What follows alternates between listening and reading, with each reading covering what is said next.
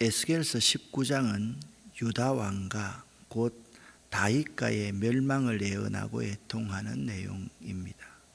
19장에서 다윗 왕가는요, 암사자와 포도나무로 비유되고 그 왕자들은 사로잡힌 젊은 사자와 꺾여지고 불태워지는 포도나무 가지들로 비유되고 있습니다. 에스겔이 이 19장의 이 예가를 지어서 부를 당시에 유다의 패망은 진행되고 있었습니다. 따라서 이 예가가 불러지던 이 시대에 사람들은요, 거짓 예언자들에 의해서 유다가 결코 멸망하지 않는다라는 생각을 가지고 있었고, 선지자들의 경고를 거부하던 그 시대였습니다. 그래서 그 백성들과 유다가 결코 멸망하지 않는다라는 이 꿈을 하나님께서는 산산조각 내어 버리십니다. 그래서 하나님께서는 에스겔 선지자를 보내어서 그들이 비록 주님을 배반했지만 그럼에도 불구하고 여전히 멸망을 당하지만 기다리고 계신다는 것을 그 뜻을 전하십니다. 인간의 배반에도 불구하고 결코 유다 민족을 포기하지 않으시는 그 사랑의 주님을 우리는 이 19장을 통해서 배울 수가 있습니다. 하나님은요, 유다가 겪게 될 일을 에스겔 선지자의 입을 통해 전하십니다. 그런데 유다인들은 말씀드렸듯이 무엇을 믿고 있었는가 하면 이 정도 고난을 당하도 우리는 결코 패망하지 않을 것이야. 그 두 가지의 그들의 신앙이 있었습니다. 예루살렘 성전은 결코 멸망하지 않을 것이다. 이것이 하나의 신앙의 축이었습니다. 또 한 가지, 다윗 왕가는 영원히 보존될 것이다. 이 두 가지의 생각을 이제 에스겔 선지자의 입을 통해 말씀을 하셨는데요, 그냥 예언으로 하시는 말씀이 아니라 노래를 지어서 부르게 하셨습니다. 슬픈 노래, 예가. 또 이 예가는 뭐냐 하면 사람이 죽었을 때 부르는 장송곡을 의미합니다. 또 나라가 망했을 때 부르는 노래입니다.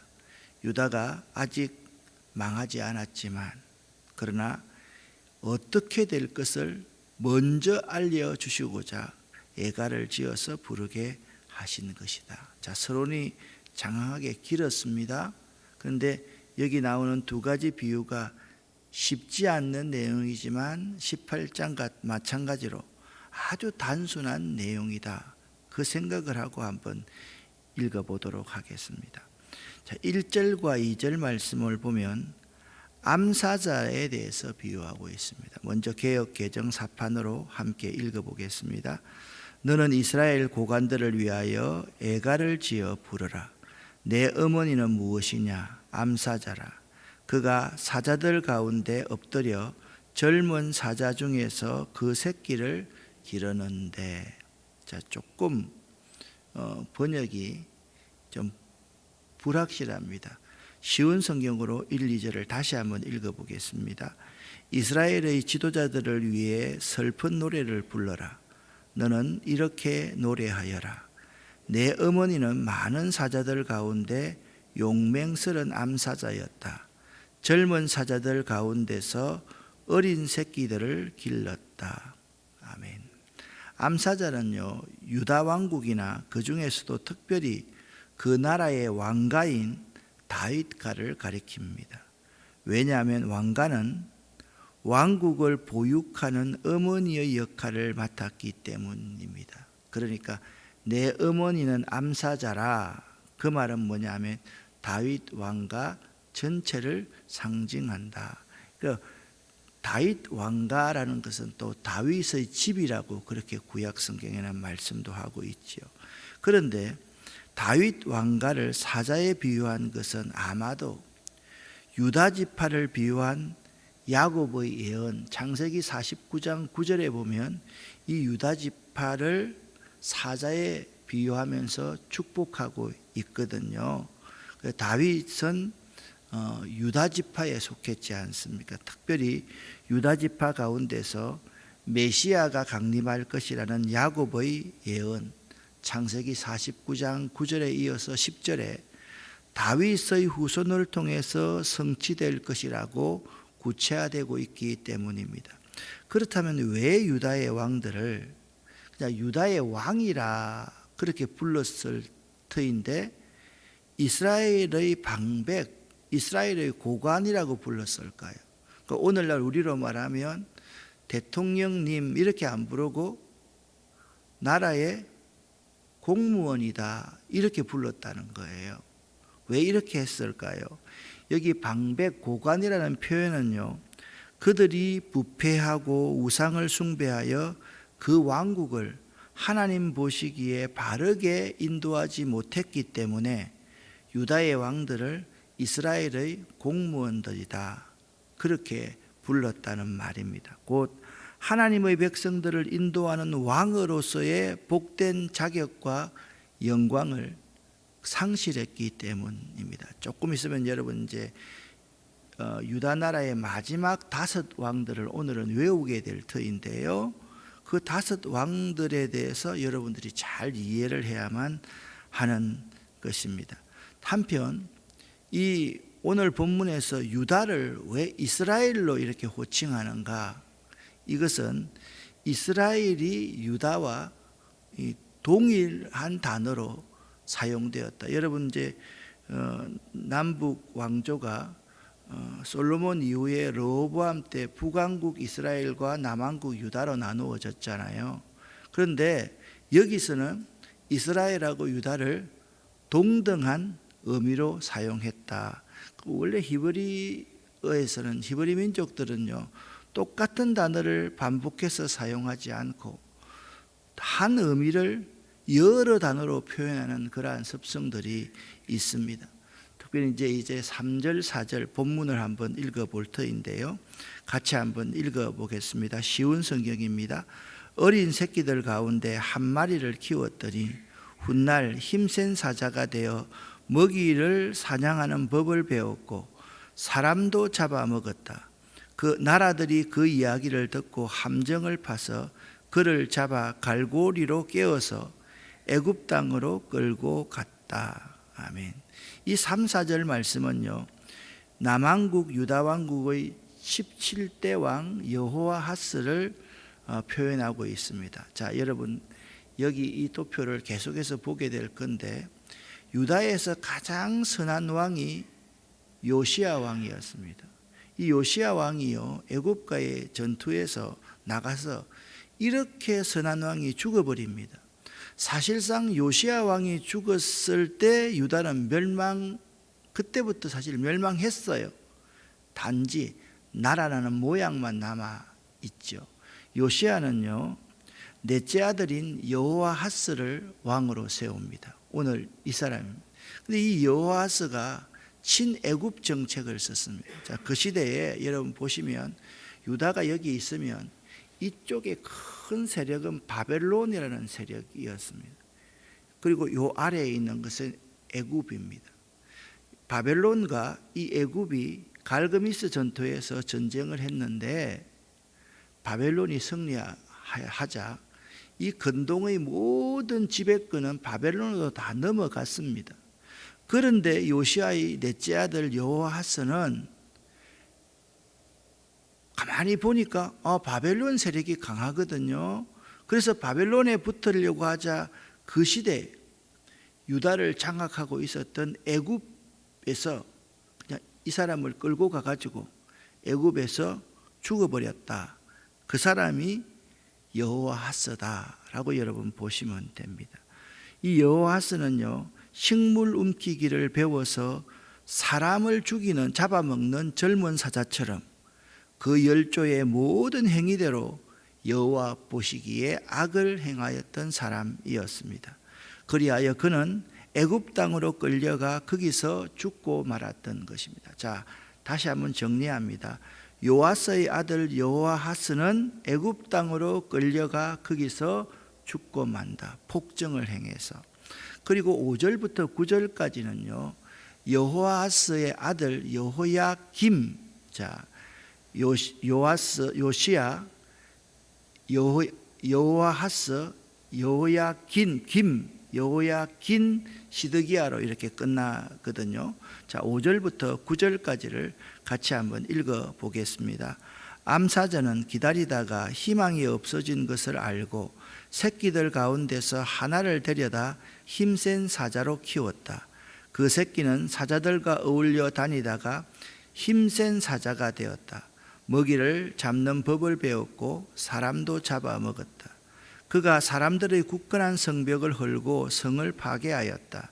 그가 으르렁거리니 온 땅과 그 안에 있는 모든 사람들이 두려워 벌벌 떨었다. 그러다가 여러 나라들이 그를 치려고 사방에서 몰려왔다. 그들이 그의 위에 그물을 치고 함정을 파서 그를 잡았다. 그들은 갈고리로 깨어 철창 속에 집어넣고 바벨론 왕에게 끌고 갔다. 그리고 그를 옥에 넣으니 다시는 이스라엘 산에서 그의 으르렁대는 소리가 들리지 않았다. 아멘. 9절 말씀을 잘 보십시오. 지금 이 왕 여호아스 다음에 여호야김은 어디로 끌고 갔습니까? 바벨론 왕에게 끌려갔다. 그렇게 말씀하고 있지 않습니까? 자, 이는 남왕국 유다의 18대 왕 여호야김에 대한 비유입니다. 다시 한번 여러분 5 왕을 한번 외워봅시다. 요시야, 여호아하스, 여호야김씨가 먼저입니다. 그래 여호야기는 여호야김의 아들입니다. 손자입니다. 요시야의 손자입니다. 그리고 시드기야에서 끝납니다. 여러분, 여기서 이제 우리가 알아야 될 왕은 그럼 왜 이 본문에서는요 여호야긴이라는 여호야김의 손자는 언급되지 않고 있습니다. 5절부터 9절에서 여호야김만 언급되고 여호야긴은 언급되지 않고 있는데, 왜냐하면 이 여호야긴은요 왕으로 즉위한 지 3개월 만에 바벨론으로 끌려가 버립니다. 그리고서 바벨론이 왕으로 세웠던 왕이 누구냐 하면 마지막 왕 시드기야거든요. 3개월짜리 왕이었기 때문에 이 예가를 지어서 부르는 이 예언에 들어갈 필요가 없었던 것이다 라는 것을 여러분이 알아야만 됩니다. 이 여호야김은요 바벨론 왕 느부갓네살에게 사로잡혀가게 되었던 것입니다. 자, 1절부터 여호아하스와 여호야김에 대해서 우리가 보면서 왜 이 암사자는 잔인한 젊은 사자들을 키웠나, 이 비유에서 보면 우리가 딱 알 수가 있습니다. 이 암사자는 요시야라는 다윗 왕가를 의미하는 것입니다. 자기의 넷째 아들을 세웠는데, 아니 이 젊은 사자가 폭정을 행해서 이 여호아하스는 누구에게, 애굽에게 끌려가서 죽게 되었다. 또 암사자는 둘째 아들 여호야김을 세워서 참 백성들을 잘 섬기도록 그렇게 했는데, 이도 사람을 잡아먹는 폭정을 행하였기 때문에 바벨론 왕 느부갓네살에게 끌려갔다. 그렇게 말씀을 하고 있는 것입니다. 왜 왕들을 잔인한 젊은 사자에 비유했을까요? 그들은요 하나님을 두려워하지 않는 사람이었습니다. 그 결과 백성들도 학대하고 압제하였습니다. 구약 성경의 정신은 뭐냐 하면 딱 한 가지입니다. 하나님을 사랑하고 백성들을 사랑하라. 그게 왕이 해야 될 일입니다.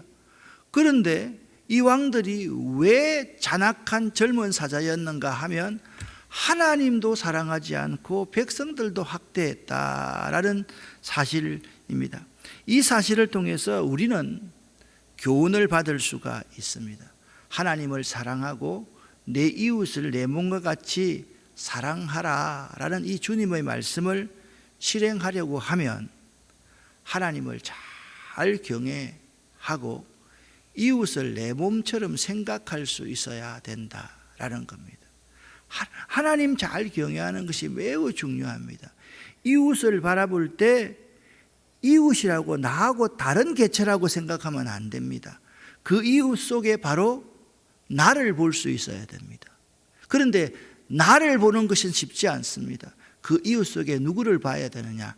내 아들과 내 딸들을 볼 수 있으면 하나님을 사랑하고 이웃을 내 몸처럼 사랑할 수가 있는 것입니다. 자, 여기 있는 이분이 내 아들과 딸이라고 하면 여러분, 이 아들과 딸이 내 마음에 들지 않는다고 해서 바로 모가지를 자르겠습니까?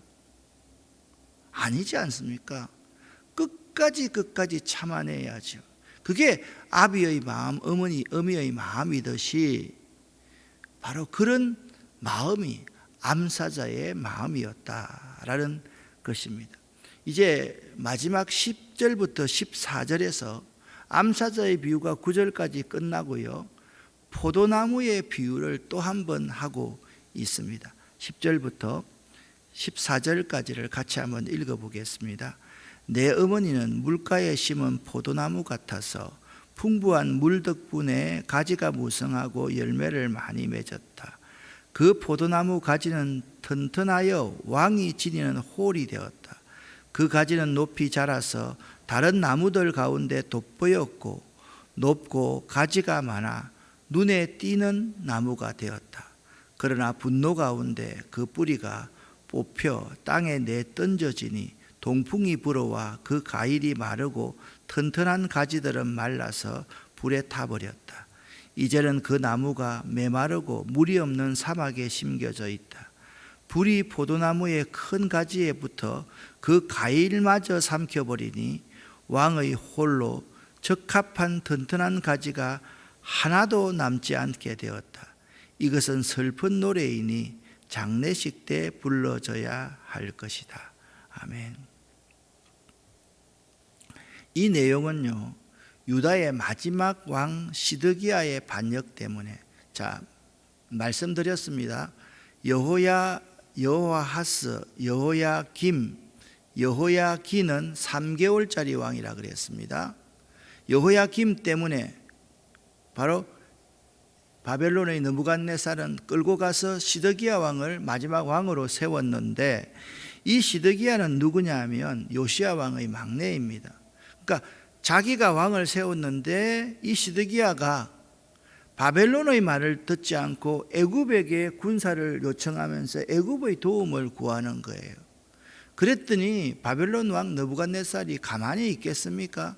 이 시드기야를 잔인하게 눈알을 뽑아버리고 눈을 빼버리고 짐승처럼 바벨론으로 끌고 가게 되었는데요, 이 시드기야를 포도나무에 비유했다는 것은 유다 민족 전체가 포도나무인데 이제 이 포도나무가 유다의 예루살렘의 멸망을 상징한다라고 여러분이 보시면 되는 것입니다.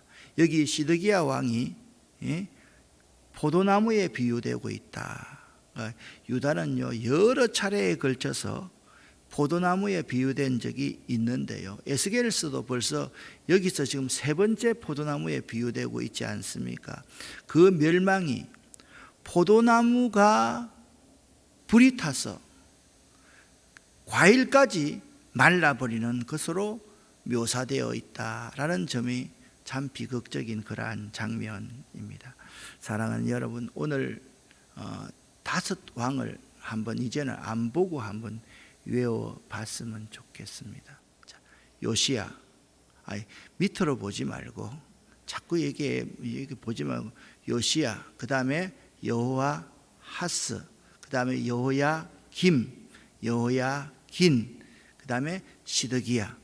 자, 여러분, 요시야 왕이 죽고 나자 넷째 아들인 여호야하스가 왕이 되었습니다. 그가 바벨론을 의지하니까 애굽에서 그를 붙잡아가서 애굽에서 죽어버렸다. 그 뒤에서 둘째 아들인 여호야김이 왕이 되었는데, 이 사람이 또 애굽을 의지하는 거예요. 바벨론 왕이 잡아가고 그 아들까지 3개월 후에 잡아가 버렸다. 근데 이제 여호야긴은요, 바벨론으로 포로로 잡혀가서 37년 동안 포로로 있다가 풀려나서 마지막에는 그냥 평안한 생활이 아니었겠지만 잘 살다가 죽었던 사람이 여호야김의 아들 여호야긴이다. 그래서 알아주고, 제일 마지막 왕 시드기야를 뭐에 비유하고 있는가? 젊은 사자가 아니라 포도나무로 비유하고 있으면서 유다가 이제는 완전히 멸망될 것을 말하고 있고, 이 포도나무에 불이 붙어가지고 포도나무 열매까지도 다 불살라져 버리는, 그러니까 여러분 뭐예요? 그 이후에 유다 왕국은 끝이다. 열매가 없다. 그 뒤에 유다의 왕들은 없고 바벨론으로 다 끌려갔다. 이 점을 상징한다는 것을 여러분이 꼭 기억할 수 있어야 됩니다. 그러면 한 가지만 더, 왜 이렇게 목사님 어렵게 설교 말씀을 합니까? 내가 어렵게 하는 게 아니라 성경이 적어놨지 않습니까? 여러분과 저를요, 하나님께서는 암사자를 보내어서 잘 키우기를 원하십니다. 그런데 우리들이 젊은 사자가 되었을 때, 우리들이 그 힘을 얻었을 때, 우리들이 물질적인 축복을 얻었을 때, 우리들이 건강할 때 그것을 나를 위해서 사용해서는 안 된다는 거예요. 백성을 위해서, 하나님을 사랑하고 백성을 사랑하는데 사용해야 되는데, 여호아스와 여호야김, 이 시드기야는 그런 왕이 되지 못했다. 여러분과 제가 오늘 이 새벽에 받아야 될 교훈은 바로 이것입니다. 하나님이 암사자로서 여러분과 저를 이렇게 잘 맹수로 키워 주었을 때, 우리가 가지고 있는 모든 것을 통해서 하나님을 경외하고 하나님을 경배하고 내 이웃을 내 몸처럼 사랑하는 여러분과 저가 될 수 있기를 예수 이름으로 간절히 축원합니다. 기도하겠습니다. 살아계신 하나님 아버지여, 하나님의 은혜를 진심으로 감사를 드립니다. 오늘도 하나님의 말씀 앞에서 우리가 겸손하게 무릎을 조아립니다. 하나님을 잘 경외할 수 있게 하시고 우리의 이웃을 내 몸처럼 잘 섬길 수 있는 저희들이 되기를 원합니다. 하나님께서 우리를 키워주신 귀한 이 놀라운 은혜와 복을 하나님을 섬기는 일에, 우리 이웃에게 나누고 베푸는 일에 사용할 수 있도록 도와주시옵소서. 이 새벽도 우리 모두가 기도할 때 하나님 응답하여 주시옵소서. 예수 그리스도의 이름으로 축복하옵고 간절히 기도 올립니다. 아멘.